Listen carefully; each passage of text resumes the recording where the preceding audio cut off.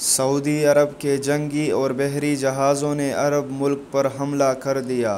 سب سے خطرناک خبر آ گئی۔ یمن میں سعودی اتحاد کی فوجی کارروائیاں گزشتہ 3 سال سے جاری ہیں اور اب ان کی طرف سے مکمل جنگ کا اعلان کرتے ہوئے اب تک کا سب سے بڑا حملہ کر دیا گیا۔ ڈیلی اسٹار کے مطابق سعودی عرب کی قیادت میں اتحادی افواج نے یہ حملہ یمن کے ساحلی شہر حدیدہ پر کیا ہے، جس میں جنگی جہاز اور بحری بیڑے حصہ لے رہے ہیں۔ ہناور شہر میں ایرانی حمایت یافتہ حوثی باغیوں کے محفوظ ٹھکانوں کو نشانہ بنا رہے ہیں۔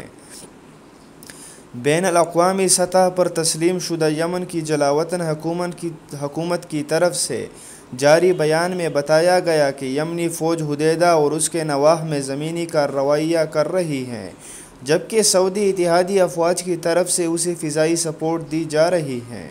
متحدہ عرب امارات کی طرف سے حوثی باغیوں کو ڈیڈ لائن دی گئی تھی کہ وہ اس کلیدی ساحلی شہر کو خالی کر کے ان کے حوالے کر دے۔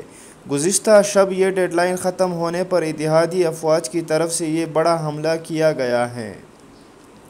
حدیدہ یمن کی سب سے بڑی بندرگاہ ہے اور ملک کی زیادہ تر آبادی کے لیے لائف لائن کی حیثیت رکھتی ہے۔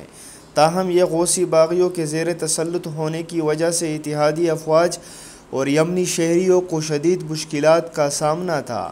جلاوطن یمنی حکومت کا کہنا تھا کہ حدیدہ کی آزادی حوثی باغیوں کی قطعی شکست کا آغاز ہوگا۔ اس باب المندب میں بحری آمد و رفت محفوظ ہو سکے گی اور ایران کے ہاتھ کٹ جائیں گے۔ اس کے بعد وہ یمن کو ہتھیاروں میں غرق نہیں کر سکے گا اور یمنی شہریوں کا خون نہیں بہا سکے گا۔